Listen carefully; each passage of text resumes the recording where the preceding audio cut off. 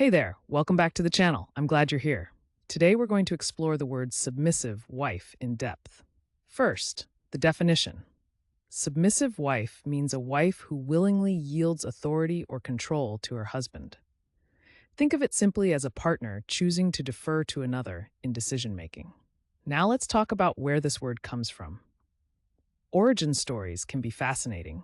Submissive wife traces back to the 20th century as a sociological term. Over time, it's been used by researchers and cultures examining marital roles. The word has carried through history and still shows up today in surprising ways. So, how do you use submissive wife in everyday language? Let's go through some examples. Correct example 1. The submissive wife supported her husband's decisions in their household. Correct example 2. She was known as a submissive wife who prioritized harmony. And just for fun, here's a playful wrong example. I tried to submissive wife, but it didn't go well. See how context makes a big difference?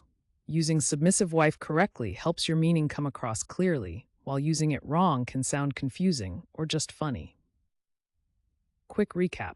Submissive wife means a wife who willingly yields authority or control to her husband. It comes from 20th century sociological studies, and you can use it in sentences like the ones we shared.